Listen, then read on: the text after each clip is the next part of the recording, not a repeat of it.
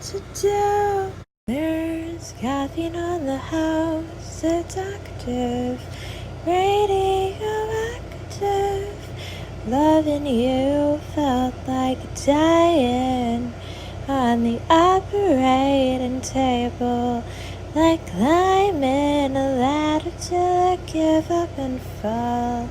Like the anesthesia didn't work, and I feel the creation of every scar. Like a movie I'm chained to. Wait, really quick, guys, I have to tell you about my GoFundMe for my music career. I have a GoFundMe for my music career starting from $0, raising money for ads to grow my audience and to reach record labels. If things grow, then I will eventually be using that money to turn my YouTube demos into full professional real recordings. And help me to go as far as possible. I bet if you guys will do your best to help me and to invest, you guys could probably turn me into the biggest pop star in the world. It's just going to really depend on how much you guys are willing and able to help me. So please do what you can to help, and I love you. Mwah. Bye. I have 1 penny to buy this iced coffee, but this is everything you gave me. How did you know the gum on the ground was yours if you've never seen it before? There are no refunds for this part of me. Don't forget where you were when we met. I wanted to be liquidated, but they haven't found me yet. I'll spell it out for you when I'm free. There's disrespect in the water and the liquor can't. Hi, guys. Hi. So, I'm Celeste. It's literally like 2 a.m. or something. But I decided that I wanted to make another video where I'm just interviewing myself about my music, but I wanted to make like a weirder version. It's just gonna maybe seem weird to the people who want to think that I'm weird, but maybe it'll be fun. Maybe it won't be fun. I have no idea. I don't know. Anyway, so yeah, I wanted it to be kind of like a more disturbed, weirder version, but still about the music that I created, or like the songs that I created, right? I still wanted it to be about that. So I have another list of questions from ChatGPT. Like, I wanted a weird version, so I asked for specifically vampire themed questions about the songs that I created and like my makeshift music career that I'm working on. Okay, the questions are gonna be weirder. Okay, question number one.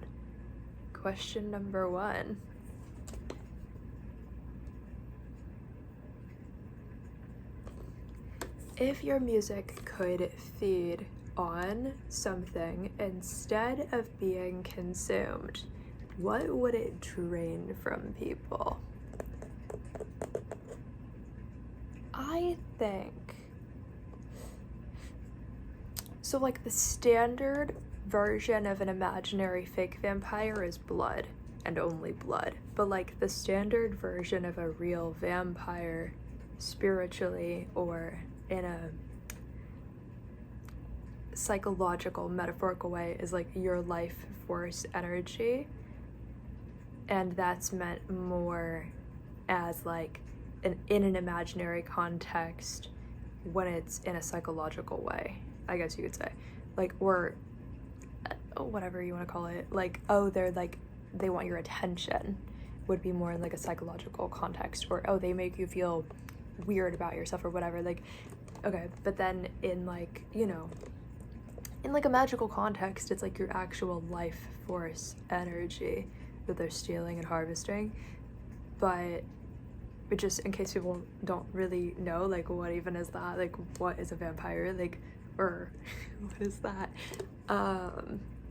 So I definitely have a baseline where there is, it's not that I don't want energy, but it's, I don't want to harm the person.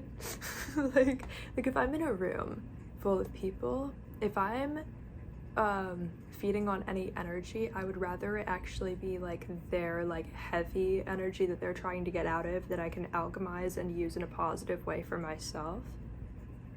It's sort of like my baseline with that is like, well, if I could take on what to you looks like negative energy, but if I can use this and alchemize it in a positive context, then I'm okay with that.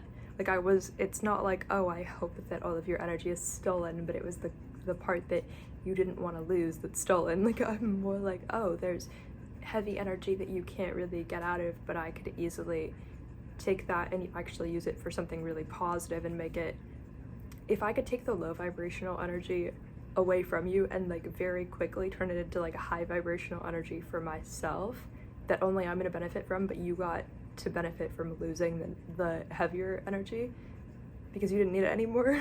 I guess I'm almost like willing to do that in a way at times. And so I think that if I could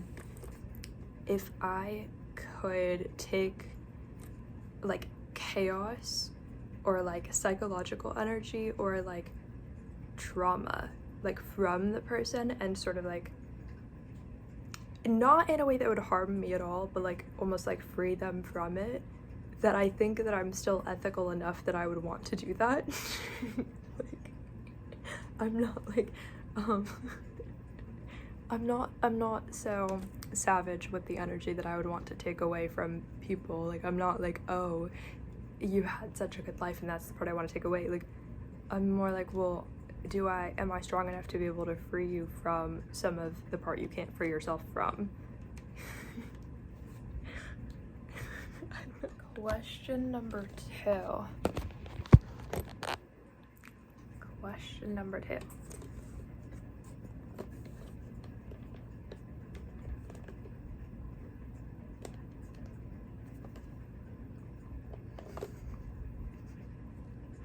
Okay. Which of your songs refuses to die no matter how much you ignore it? There was a song on my album called Spellbound. I don't remember the name, but I keep thinking of the lyrics, and I was thinking of the lyrics all day, but it's been so long since I basically have not listened to that song since I put it out many months ago or whatever, and whenever I put it out, but like, it's not like a recent one, but like that exact song I keep thinking of like all day today. Pretty much every song on Lab Grown Diamonds, like the original version of it, I kind of know just all of them. Like, they're on my mind a lot. The thing is, all of the songs that I feel like that was a one-time thing, like any songs that would make me feel like awkward or embarrassed about it or weird about it are also songs that live rent-free in my mind. So the good side of that is that it's like, well, how can I turn that into a positive thing and have like a positive association? It's not that I hate them, but I think when you look at so many different parts of yourself and you know the context of your ideas, but nobody else knows the context of your ideas, those live rent-free in my mind. Anything where I'm the only one who knows the context of this, or why did I decide to do this weird choice that nobody else on the planet would ever do? Why would I ever decide to do the weird thing that nobody else would do? That's disturbing, that's weird. Those live rent-free in my mind. Next question.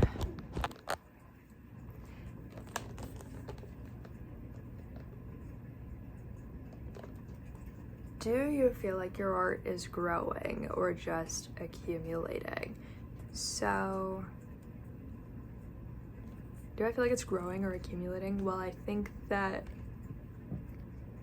I think I grow as a person rapidly as I create the songs, but the physical body of work is accumulating because it's growing. Like, it's physically growing. I'm growing as a person because of it in a lot of ways.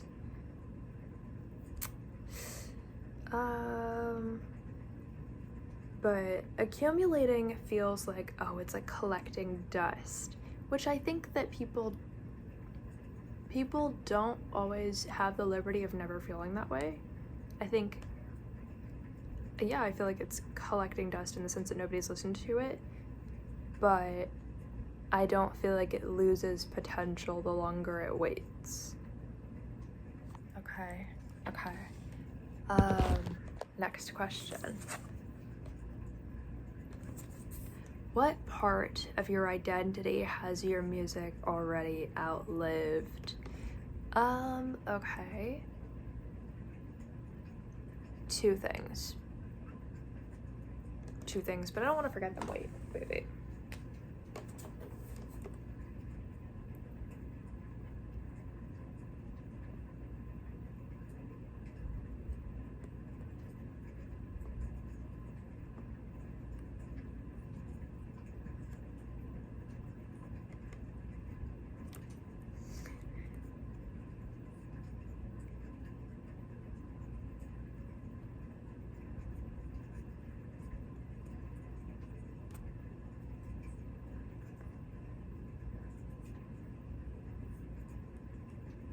I'm super impressed I did that.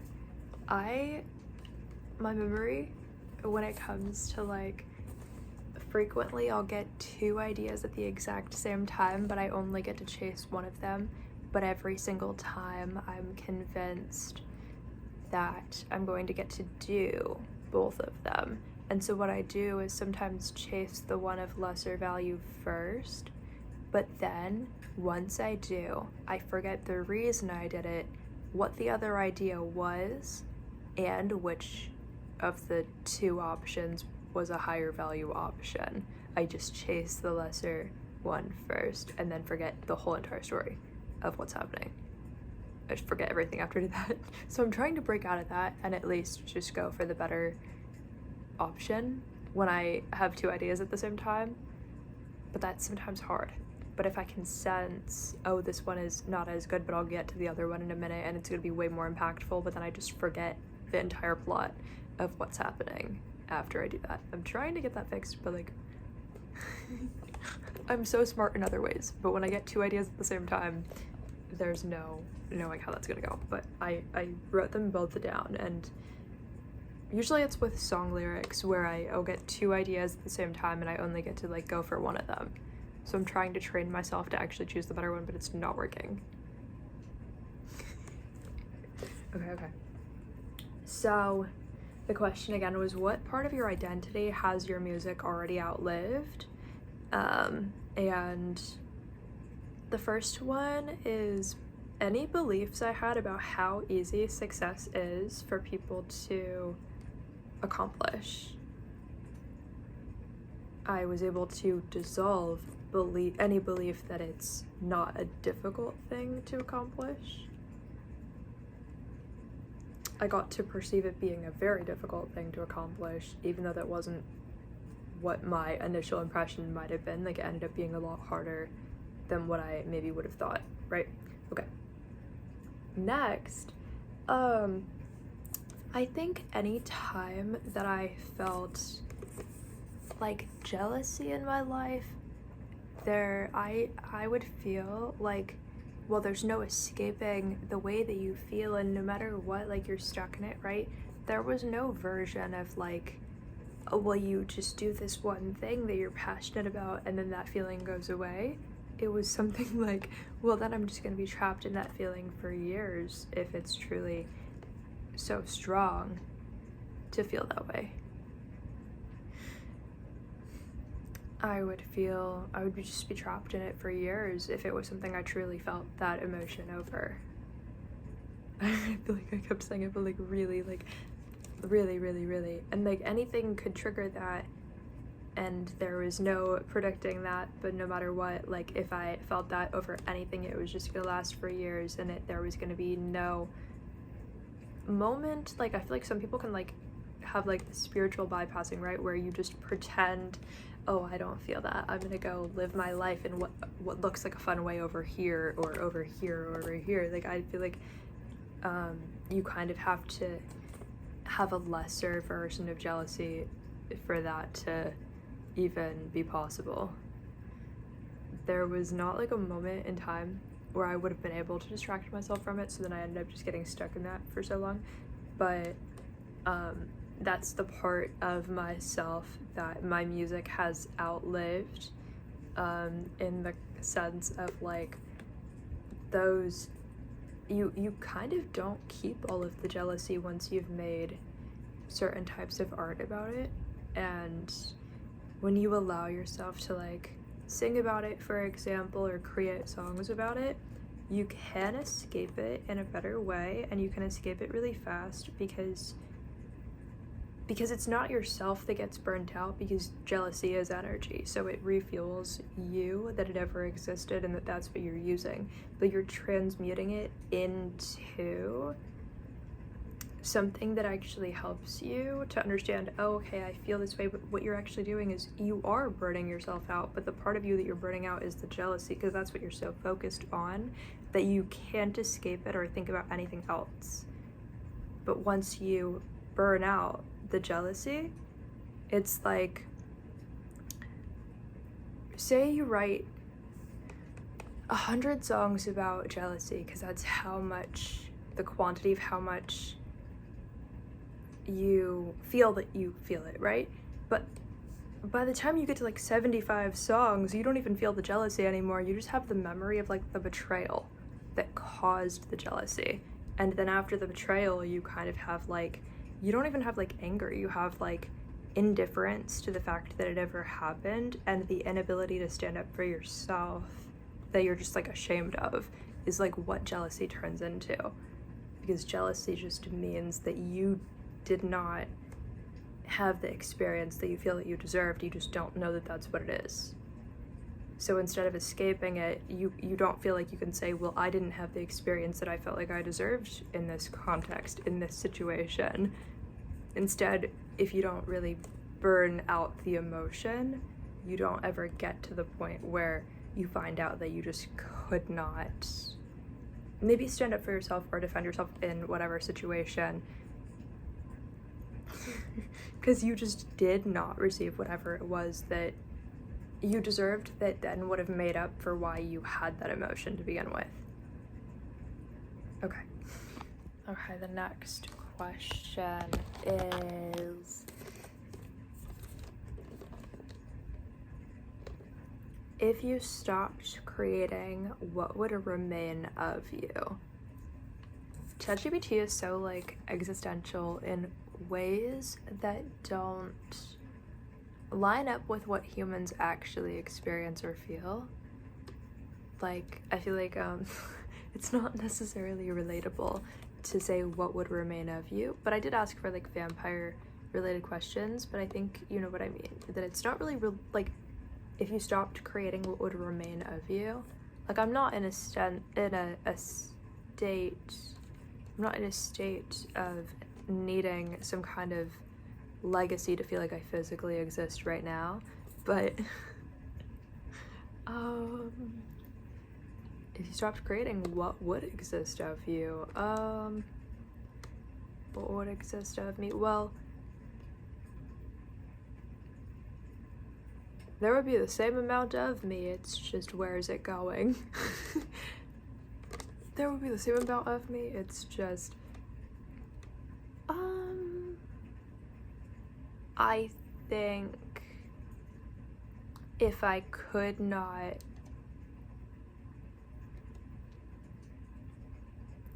well, I would just be doing other types of spells, because I look at a lot of times I look at singing and writing as just a spell.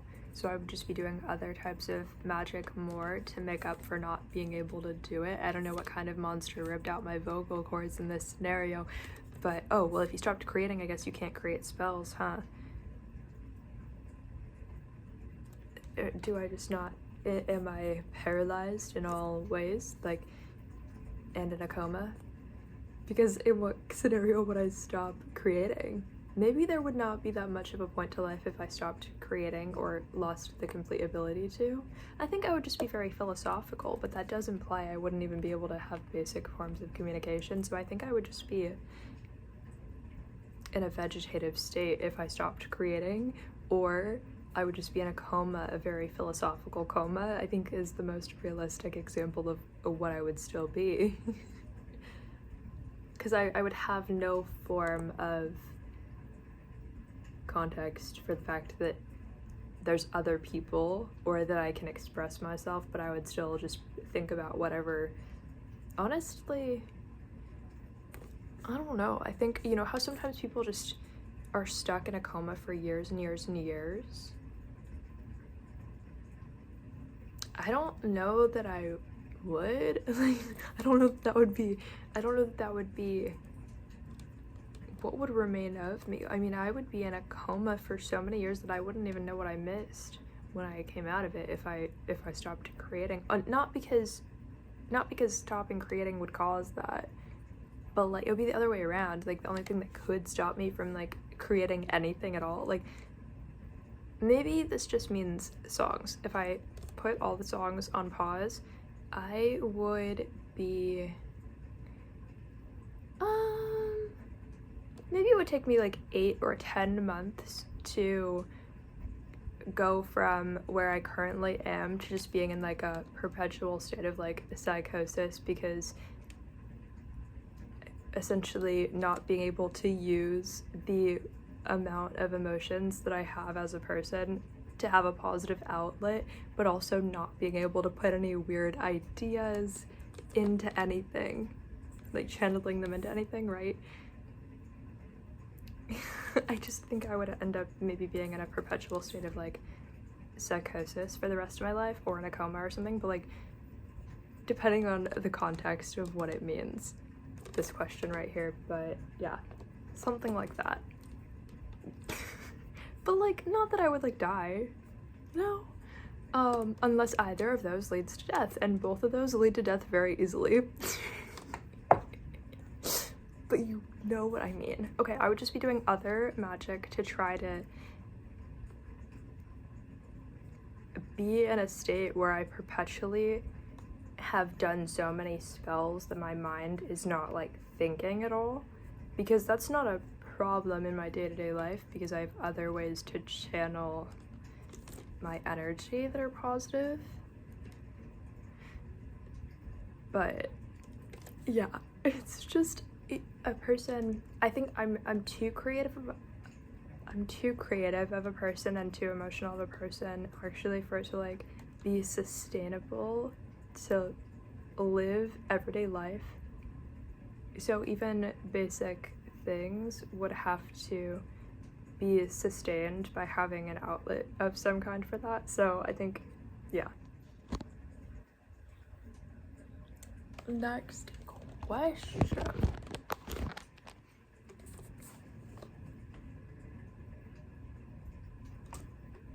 Which song feels the most immortal and why? The most immortal, well, honestly, there's always the like fragility of everything, right? As much as hopefully social media is like immortal, right? But is it? Maybe none of them are immortal. I would love that. I think there's still a long way to go. I would have to feel like if I got to a point where they were all studio produced and I had like a contract with a record label and they were like on multiple platforms, like all of them, then I would say those ones are immortal at that point, or could feel that way. To me, it doesn't feel immortal at all in the current state. So hopefully I could experience that at some point in time. Yeah, there may not be any. I think I more so hope that they're stronger and immortal. But, you know, as much as anybody hopes their spells are just going to be stronger than whatever, is that realistic? I think it's not realistic at all, and that's why people who obsessively practice magic want to get stronger and stronger and stronger and stronger, because they know how unrealistic it may be for strength to even exist, but they of course do care, and so eventually there is strength. But it doesn't feel like an overnight concept, and I don't ever feel like it's overnight for me to feel like strength increases. I think that it takes, for me, it takes a lot of fully believing that my strength somehow decreased without me knowing how that was even possible, before I realize it's a stronger thought form to care that it's possible that it could have decreased out of nowhere. It's like the strength that goes to the place that you least expected, and then you find it, and then you're confused. But as far as which song, I think, again, any of the ones that I feel like are weird, like too weird to have them unironically come from me, but they do. I think those are the ones that I'm pretty sure are like immortal. I'm like, okay. Any that I would not do all over again in this moment are maybe a little too immortal. But of course, like, I know why I made that choice, so it's not like I hate it, but it's still like awkward. All right, next question.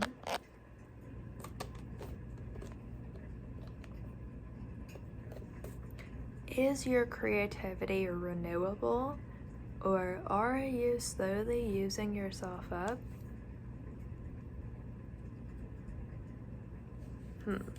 Is your creativity renewable, or are you slowly using yourself up? It's both. It's both, because I think the current version of your creativity only exists at the current moment. And someday it'll be something completely different, and if you don't jump on that right now and use it before it becomes something else, that you're permanently missing getting to experience the person you currently are, because someday you'll be somebody else. And I think, you know, if you think back at different eras in your life, you know that what you would have created at that time is permanently gone because you didn't do it. So, and I guess you use creativity that's not renewable because of a duration of time that's passed, not how much you've created during the time. So, yeah, like, who you were in the past 6 months, you were not in the prior 6 months the same exact person, because something about you changed, because the time passed.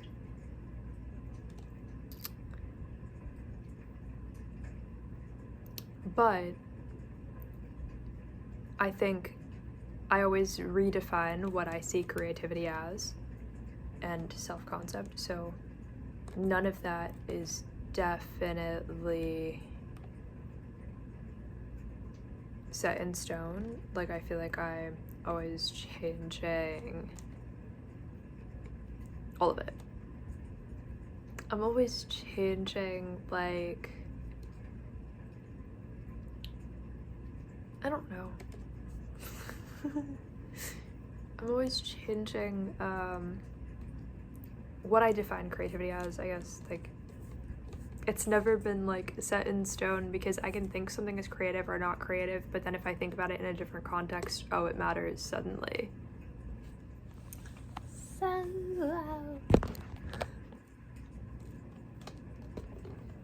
Next question. What would your oldest song say about who you've become? What would your oldest song say about who you've become? So my oldest song is called We're Going to Mars.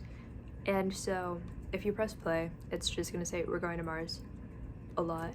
And it's gonna say other stuff too, similar and related to We're Going to Mars. like, so it will say a lot about that. And so because it says so much about us going to Mars, I think it would say how embarrassing I am, but how embarrassing I'm willing to be, and how weird I'm willing to be. Not because it's necessarily weird, but I feel like once you feel weird, even if you didn't do something weird, then you have to do something weird because you don't know why you feel that way. Because you picked it up along the way, but now you have to make your world make sense with the way that you feel, so you start doing actions that you feel like you have the emotions of you already done. Like, I think people don't create actions that create a feeling. I think people create actions because they already felt the exact feeling that they're trying to create like a fake cause of, right? Like, say I felt really injured, so I climbed a tree and fell down out of the tree and then broke my leg. It's like, well, if you felt that way before you did it, did what you did really cause the way you feel? Or did you need a physical representation of the way you already felt? Hi. Next question. I don't know why I randomly said hi. This is gonna be in the middle of the video.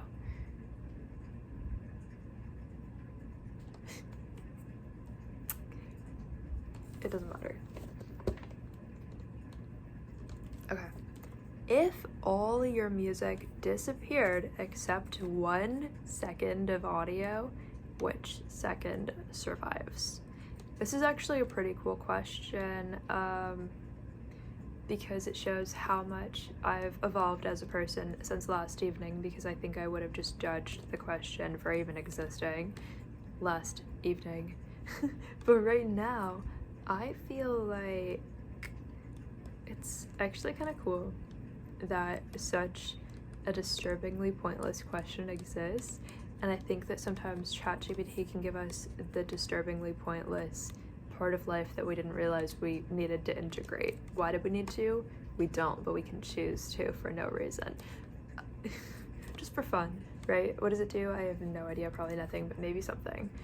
So I think I would choose 1 second of We're Going to Mars. It would definitely be like the first song I put out. So because it's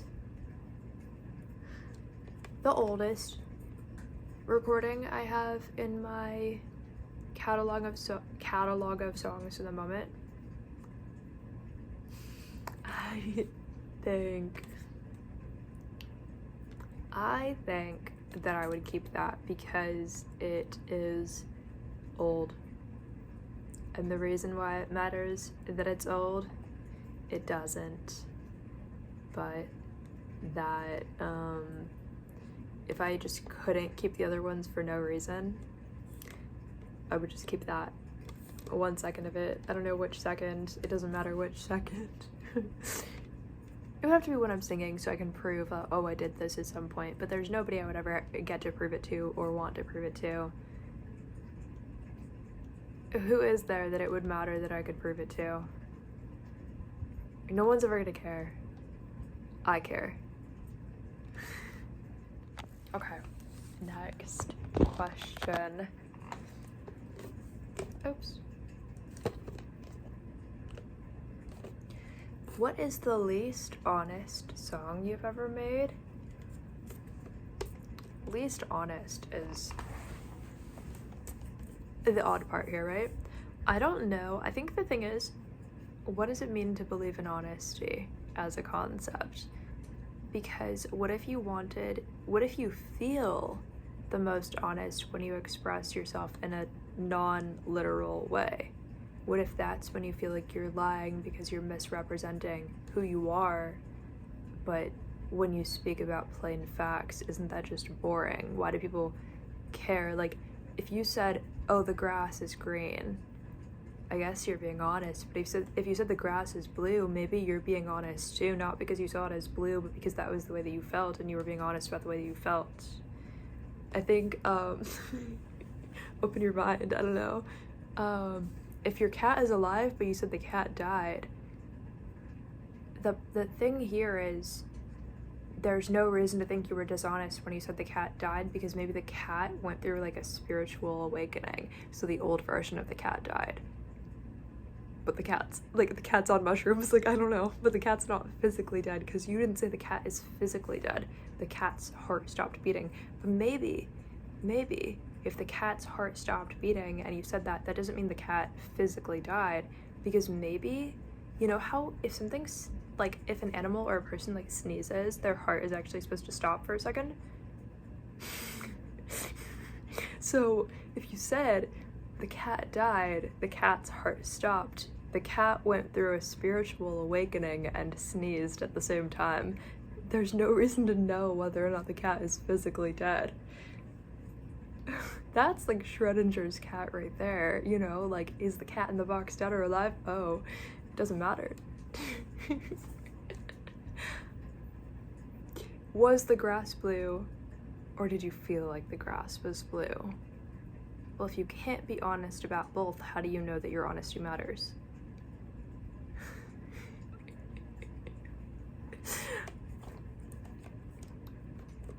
Exactly. Okay, so what's the least... Well, I think I have a lot of songs written by... Well, I have lyrics from, like, ChatGPT, but I also have... So I guess those are less honest because it's harder for your subconscious to give you, like, sort of, like, to leak information that you were not aware that you were saying.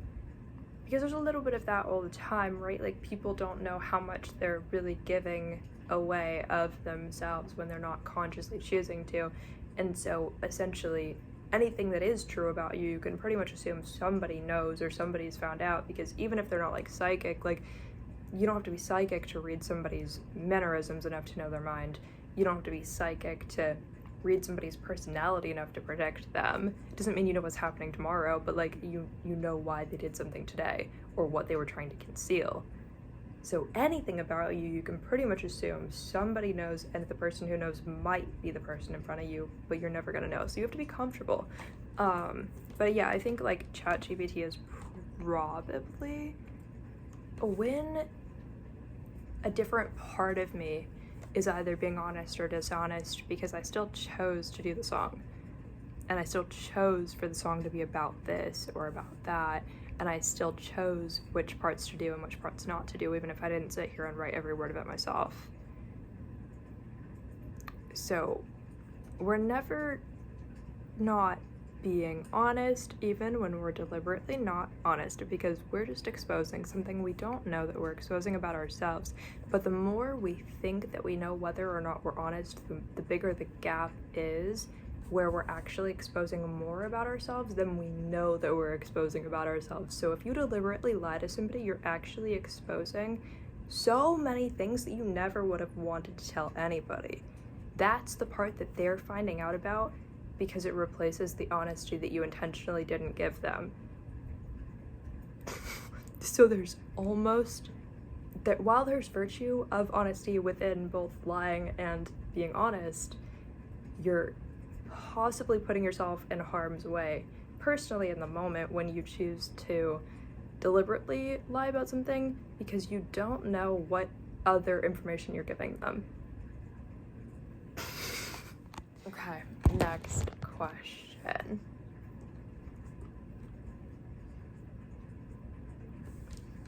If someone studied your discography like a religion, what would they misunderstand? Well, they would think that I think that I'm interesting, which would be a very big misconception. They would think that,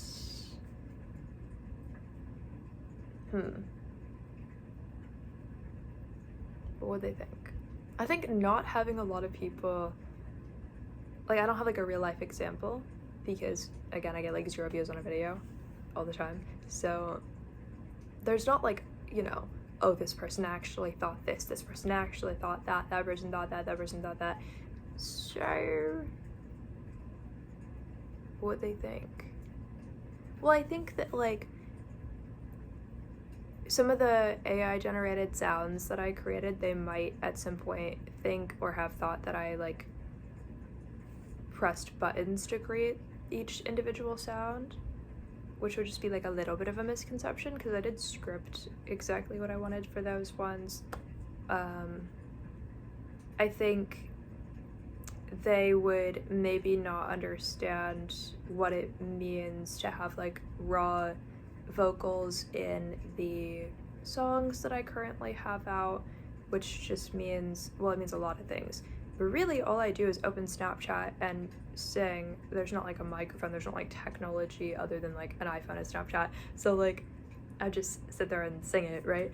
So because there's no effects on my voice. I don't even know like what compression is, but I don't have audio that has like compression or whatever. I don't know. There's like settings for that. There's like people can change like pitch, they can change like auto tune, they can change like the flavor of it.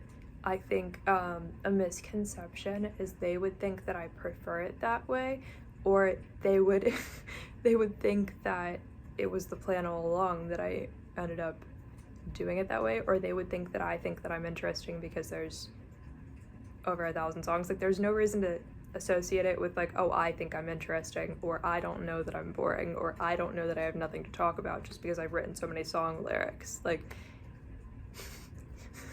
maybe they would think I like myself more than I do, or that I'm more talented than I am, or they would think the opposite. I don't know what they would think. I don't know. Next question.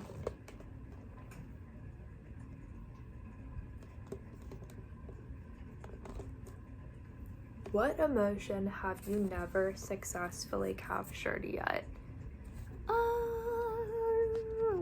What emotion have I never successfully captured? I think I've captured the emotions that I've maybe felt during the times that I've been creating songs. I just think that maybe I've consistently stayed in certain types of emotion, and you can tell. What emotion have I not successfully captured?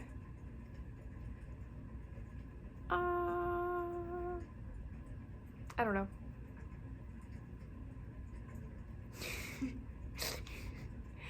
I mean, like, I don't really know how to know if I've successfully captured any of them. I think, oh, you know what? Sometimes I'll have an idea, sing it for a second just to make sure I know how, and then I open Snapchat to actually do a recording, and my voice is like 1% as good as what I just did. And it's like, and then, you know, I'm like, okay, wait, that's weird. I'm gonna stop recording for a second, try to sing it again to see how I can do, and then it goes back to like 100% like good, right? And then I'm like, okay, so I do know how to sing it. I open Snapchat again. It's like, again, 1% of like the quality of what it could have been. So then I again repeat, like trying to figure out like, okay, so when I'm not recording, I can sound really good. Okay, but then when I am recording, I sound way worse. This is a thing that has happened to me thousands of times, multiple thousands of times. A lot. Like, I don't like give up. Like, I do end up creating a recording that I can post, that I can be proud of, but like some of the best vocal takes go unrecorded, and that's just how it is, and nobody really knows why, I'm assuming. But sometimes when there's no way to record it, you sound amazing, and then sometimes you go to record the exact same thing because you remember it, and it's like you did it right, but the voice is just not giving. And so I think overcoming that is something I haven't successfully captured, if you will. Okay, next question. Okay. if your songs were rooms in a house, which room is locked? I think any time throughout my life that I had a song idea that I just never actually created, and those are just rooms that are locked, even though they didn't even become fully built. They were like partially existing, but then they ended up permanently locked instead of ending up just finished. I think there's not necessarily any doors that are fully locked once a project is out in some capacity, in a way that you guys can find out about it, because then it's like you're welcome to be there, even if it would be weird for me in some way that I'm still overcoming. There's no reason to think that it couldn't be in a good way. Okay, next question.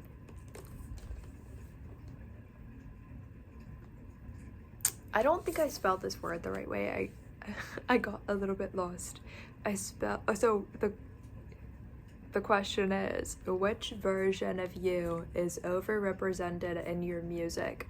But I'll tell you, I spelled overrepresented OVEREPRESENTED,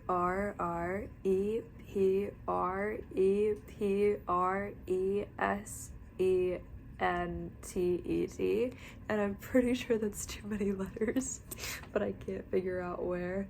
It just looks very long, but maybe that's right. Wait.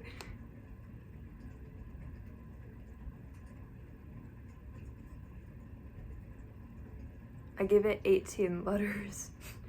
That might be right. But maybe don't invite me to the spelling bee if that's wrong. But if I got that right, then that's pretty cool, okay? What version of me is overrepresented in my music? like, emotional sounding voice, but like feeling no emotion is probably overrepresented. I wonder, I hope I'm not like turning people into like a psychopath or like a sociopath, right? If they don't understand that it's me who feels that way while I'm recording it and they think it's them, they could be confused and they could think, why did they feel that way? They could think they have no emotions, I guess. I don't know. Okay, next question, right? Next question.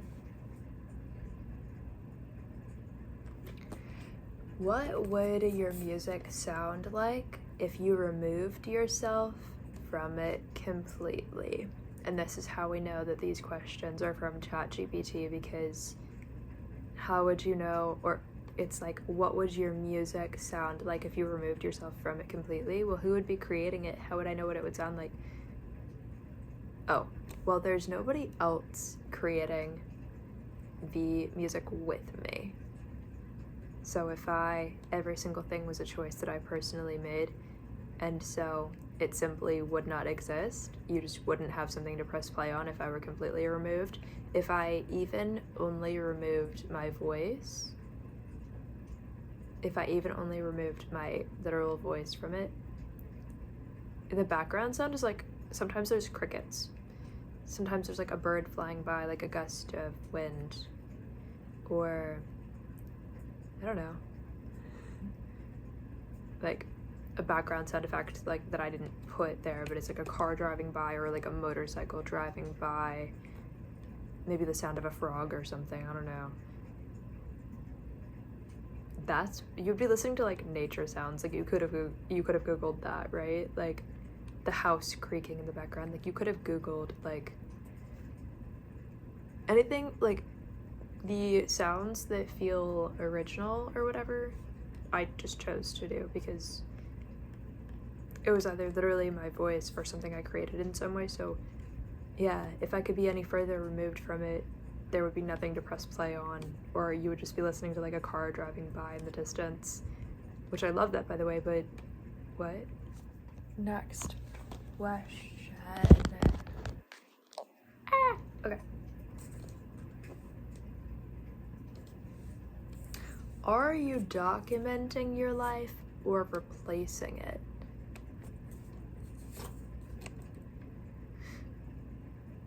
I'm trying to figure out what that even means. In theory, okay, that's the question. Are you like with the context of me? Are you documenting your life or replacing it? I don't find more meaning in whether or not a part of my life. It's just they both have a negative connotation, the word documenting your life to me and the word replacing your life both have like a negative connotation, because to document something, cool, but what did it do? It just collected dust and you had a record that it ever existed, but it doesn't feel like a very like alive concept or word. It's very like, we have proof that this existed and what happened when and whatever, but like it doesn't feel like there's so much life here that the energy was like flowing, right? Replacing your life by creating art in a way doesn't make sense, because in a way it doesn't make sense because by cultivating a talent, even though you spend a lot of time doing that thing, I wouldn't say it replaces your life, but I think it replaces other life experiences. So in a way, I guess I replace other life experiences for sure with the life experiences that I choose to partake in. I just feel like if I felt more drawn to a different type of life experience, then I would just go there. But while the documentation of it technically exists, that's not the reason I'm doing anything. I'm just doing what I feel drawn to, but it looks a lot more like replacing my life. It just sounds disturbing. Okay. The next question. Which of your albums would win in a fist fight? So there's so many. I feel like they span across different dimensions. They're all unfinished pretty much. Let's see what albums I have. Okay, I think I have an album called Spicy Haunted, and I think that's an album I have. Okay, because I think it was giving Halloween energy a little bit. Anyway, I think it was mostly a Halloween album, and so I think Spicy Haunted would win over my album called Atlantis, and it would also win over my Christmas album. Oh, and it would win in a fist fight. It would just, I don't know what it means to win a fist fight. How do you know if somebody, is it a fight to the death? How do you know what a fist fight is? I've never done a fist fight. I've never done a fist fight. I don't have a desire to, because I pretty much think it's a fight to the death. But also, if it's not, what's the point? But like, I'm not saying you should do that, but if it's not, what's the point, right? I think of like a duel. Like, it's really not a fist fight if nobody has a sword, right? How do you know if it's a fist fight? How do you know? Oh, because you're just punching somebody. Well, why would you do that? I think if you did a fist fight, you were not so angry that it had to be a fight. Because I think real anger goes beyond a fist fight, but I'm not saying that would be a good idea. I'm just saying if you can contain yourself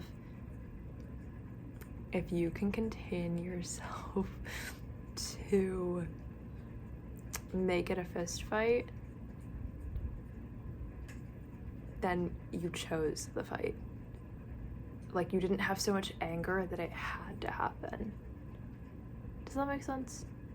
It wasn't like a fight to the death because you didn't really mean it. I'm not saying you should. That would be terrible. But it wasn't like spontaneous and like interesting because it was a fist fight. Like, that sounds like stupid and weird. It just sounds unimportant. Like, I'm not saying obviously don't fight to the death, but like, I don't know what other kinds of fights are valid, right? Like, I think I would invalidate your fist fight so much because it doesn't seem important. I don't think it matters. I think if my albums fought to the death, I would have more energy for supporting that because they have at least passion for what they're doing. They're not just trying to prove a point for no reason that nobody else cares about. So I think Spicy Haunted would just stab my other albums. Not all of them. Not all of them. Okay. Spicy Haunted is not mature compared to like Scarlet Etiquette, right? Scarlet Etiquette is like the king, but Spicy Haunted could be like a knight. Okay. I'm not trying to change them with the context of this, but you know what I mean. People could imagine it if they wanted to someday see this. What they do with that is theirs. But yeah.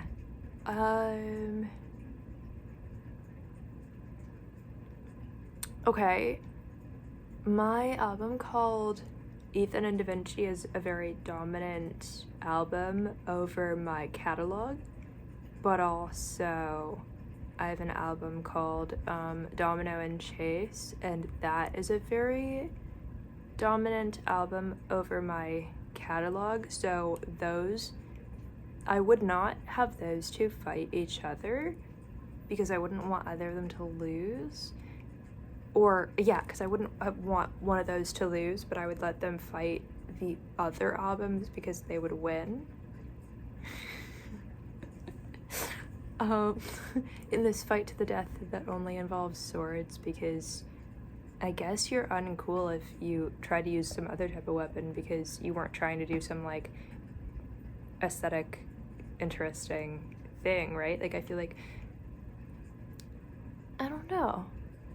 I think I don't have a favorite weapon because I just don't care, but if it had to be one, it would probably be a sword, actually, because I just think other weapons are uncool for people to care about. Like, actually. Like, if I'm watching, like, a show and they're using a weapon that's not a sword, I'm like, watching it might be pointless. Like, I might not care about this at all. Because, I don't know, swords can have so many different types of context. And there's different kinds of swords, but, like, and I don't know anything about that, but I do know that there's not another weapon that replaces how cool that is. I think, because, well, if you think about it, other weapons are either only about people dying or they're only about, like, some weird thing. But I feel like somebody could romanticize the concept of a sword and actually make it interesting.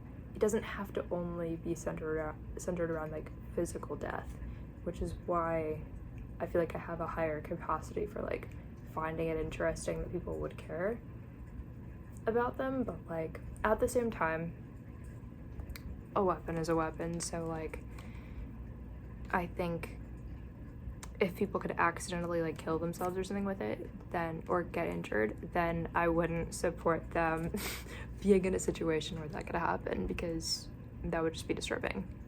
But yeah, if my albums had to fight each other, they would fight to the death, and they would only be allowed to use swords. They would not be allowed to use their bare fist. They would immediately lose for that. Actually, if they did anything I didn't like, they would immediately lose, and it just means the other one would get to stab them a lot until they died. Again, not a scenario with real people, just albums. But, yeah. I think, which one would I not want to have lose at all?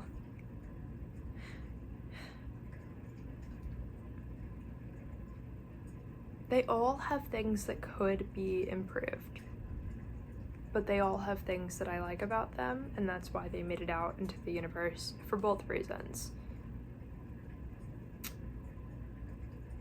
They're all, I don't know, that's about it. Those are the ones I know about for sure in this context. Okay, next album, or not album. Next question.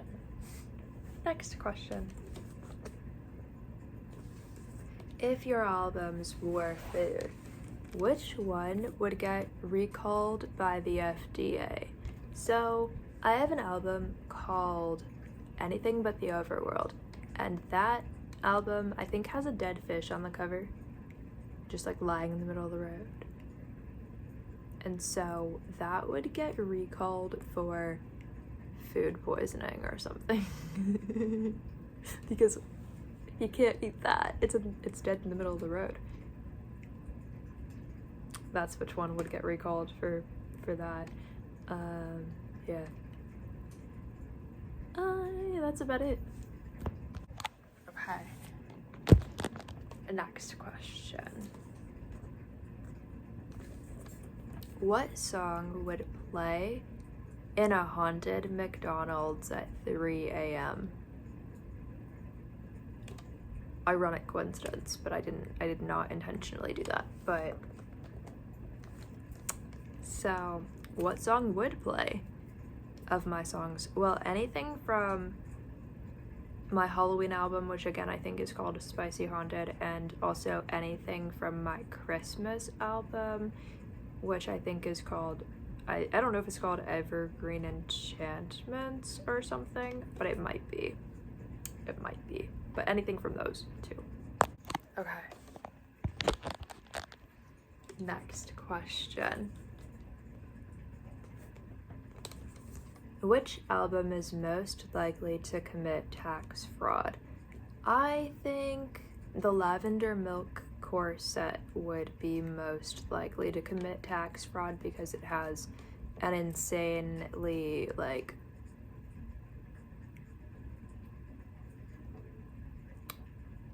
circus, I guess, type personality, but also, like, just a magical personality. And I just think that it would lose the plot of trying to live a normal life. Okay, now, next question. If your music had a smell, which album smells the worst? So, which album smells the worst?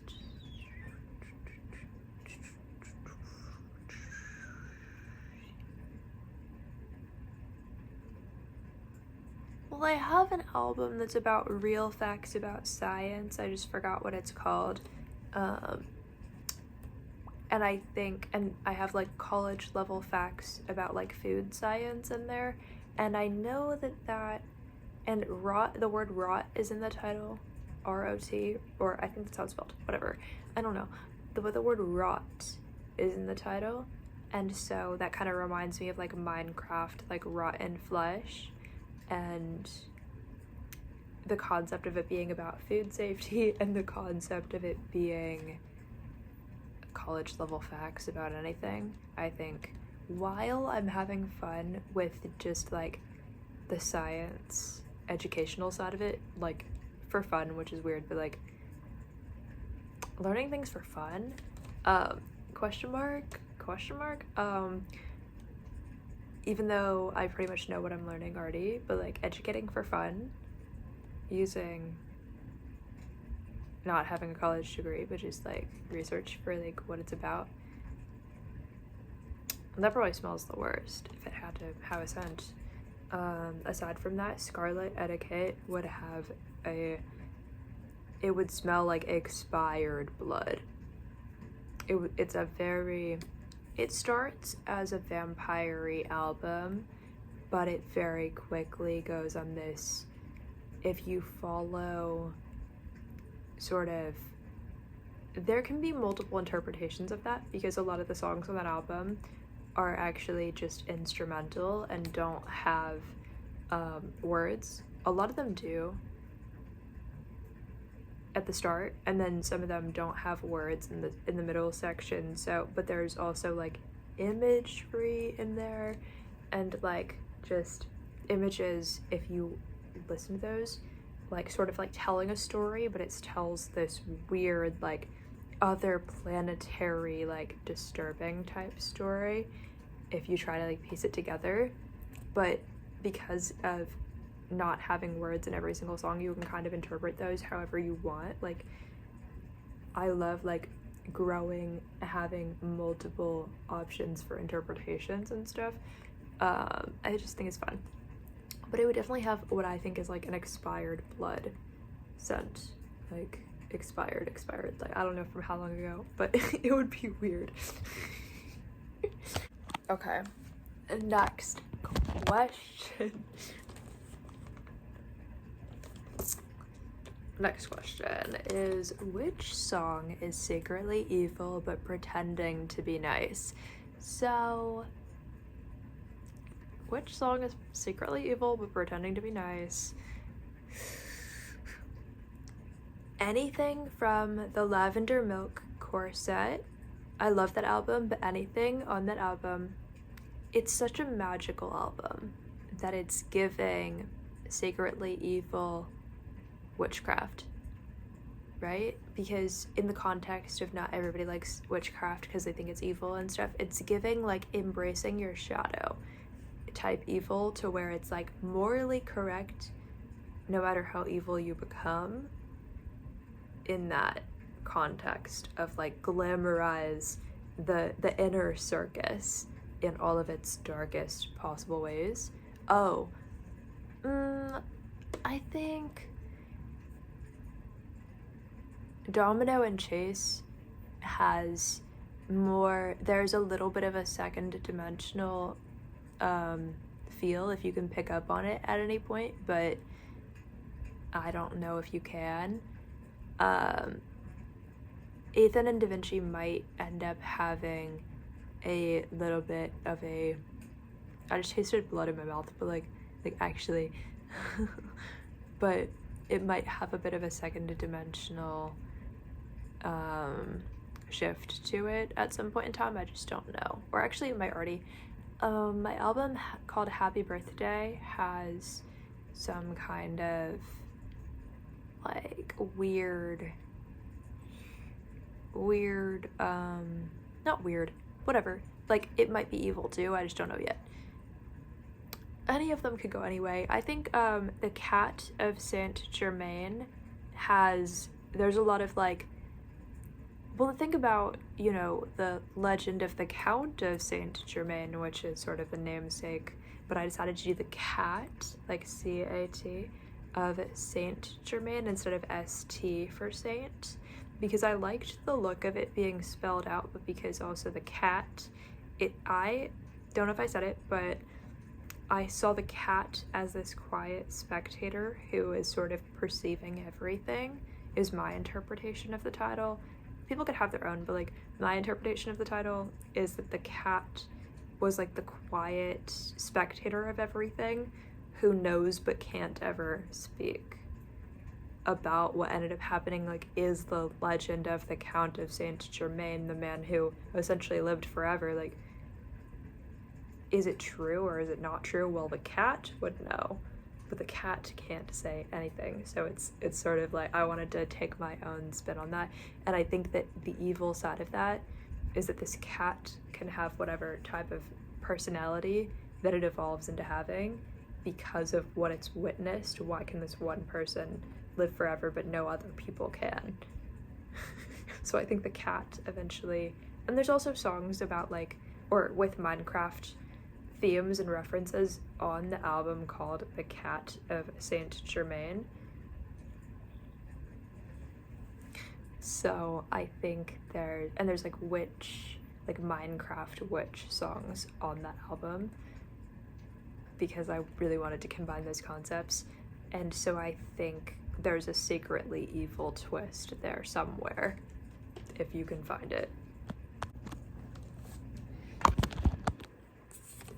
Next question.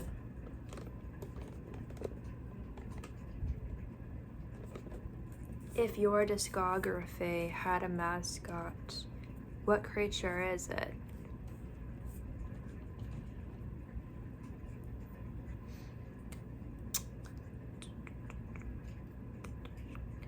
It would be an evolved enough version of a servitor that it's in a physical body, crawling upside down on the ceiling.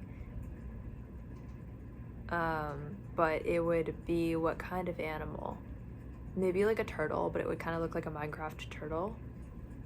But it would be like crawling on the ceiling, but it would really just be a servitor in a physical body. If I didn't already say that, but I did. I know I did, but whatever. Okay. Next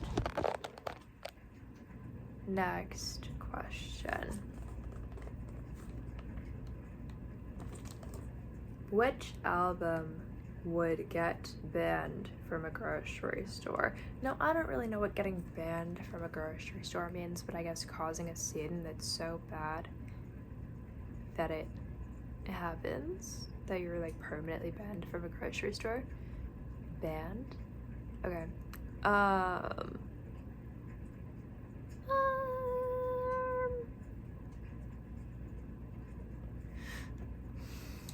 Do I think any of them? I'm picturing them as like personified creatures, people, for it.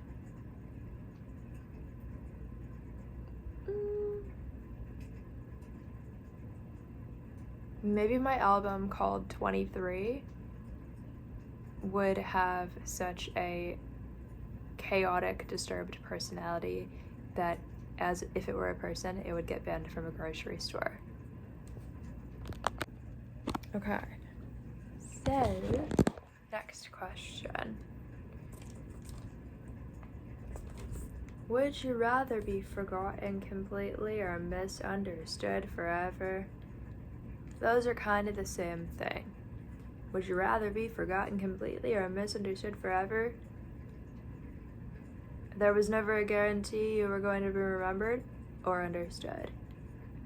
So because there's no guarantee you're going to be remembered or understood, it kind of doesn't matter. But if people remember you, that you exist, you can get money. Regardless of how much they understand you, you can still get some form of money. And people can still learn from what they think your experiences were, even if those were not your actual experiences. I've been filming this video for so long.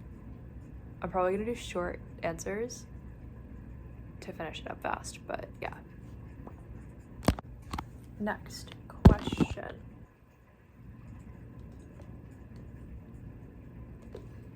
If people only loved one version of you, would you keep feeding them that version? So on one hand, if I knew that like money or having a better career came from a specific version of myself being what people could perceive, then I wouldn't mind playing into that more. I think if they only loved a version of me that definitely expired, I would still have to follow the evolution and become the new version of me that I am. And yeah, I think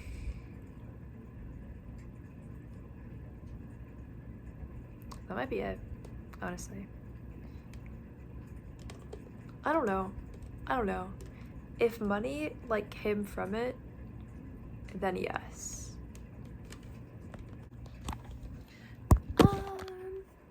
Next question.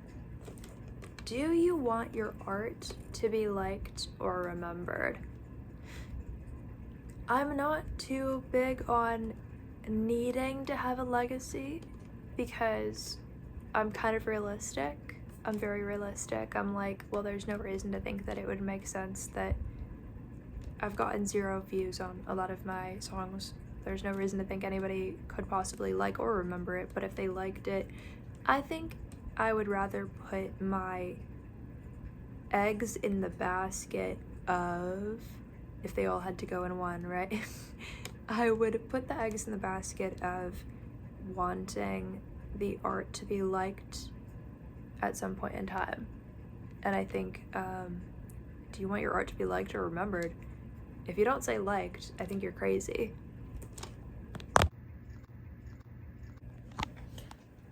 Alright, next.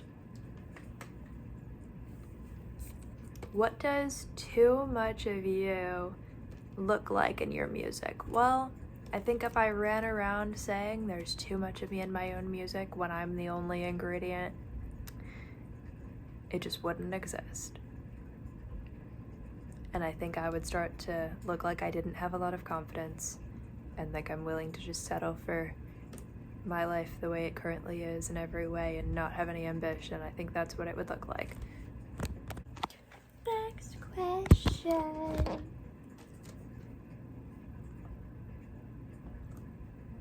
Is there a point where documenting everything becomes hollow? Is there a point where documenting everything becomes hollow? Is there a point where documenting everything becomes hollow? Is there a point? That sounded way too rhetorical. Okay, let's see. What does this mean? Is there a point where documenting everything becomes hollow?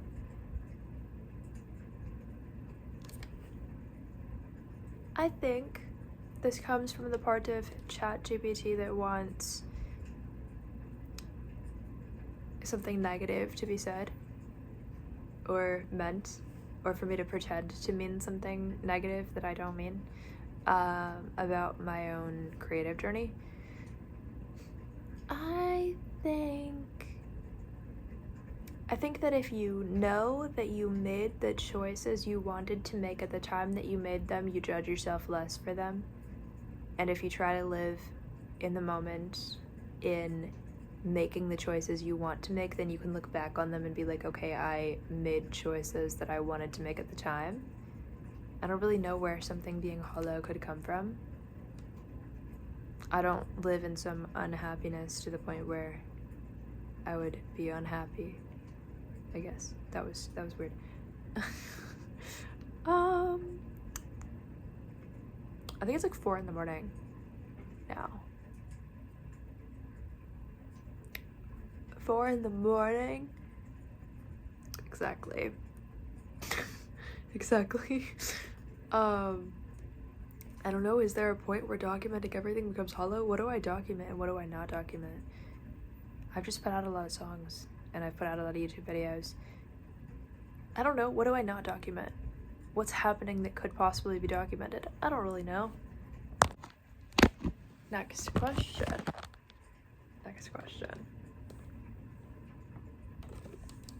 What would it take for you to stop creating entirely?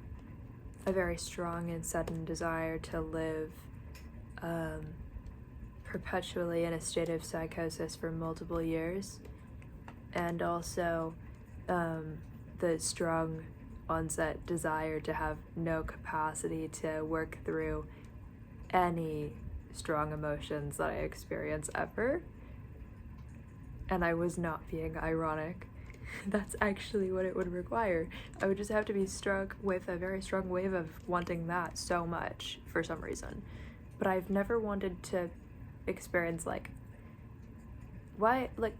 think I've wanted to not feel tortured by life. I don't think I've wanted to feel tortured by life. I was like, let me find a way to not feel tortured by my life. I didn't say let me find a way to feel tortured by my life, if that helps. Next question.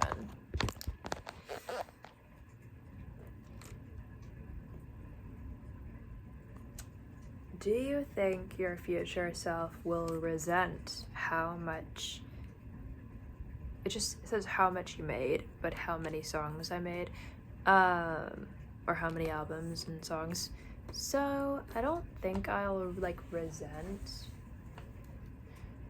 I think over the direction I'm going is I think I didn't necessarily start out being self-accepting, but over the years I've become more self-accepting, so I think I'll just continue going in that direction. Last question.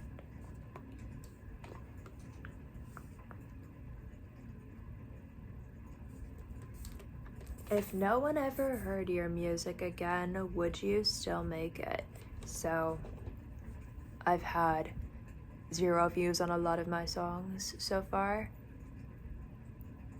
I might have 0 views again in the future at any point. The next song always comes out anyways, because that's just what I do. That's just like what I've been doing. So I don't really know why I would stop just because of that. Anyway, I love you guys. I love you guys. Goodbye. I'm gonna go to sleep because it's probably like 4:30 a.m. Anyway, bye.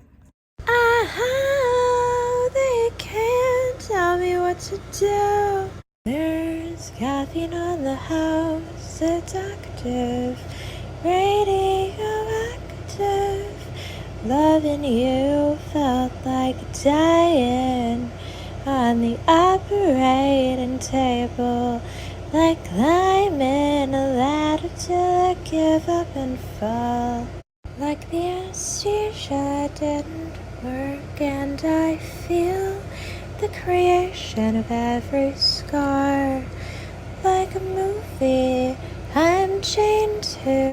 Wait, really quick, guys, I have to tell you about my GoFundMe for my music career. I have a GoFundMe for my music career starting from $0, raising money for ads to grow my audience and to reach record labels.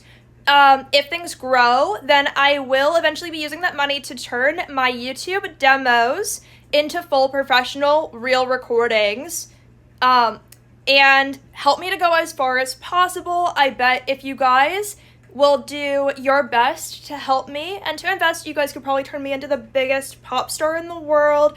It's just going to really depend on how much you guys are willing and able to help me, so please do what you can to help, and I love you. Mwah. Bye. I have 1 penny to buy this iced coffee, but this is everything you gave me. How did you know the gum on the ground was yours if you've never seen it before? There are no refunds for this part of me. Don't forget where you were when we met. I wanted to be liquidated, but they haven't found me yet. I'll spell it out for you when I'm free. There's disrespect in the water and the liquor can't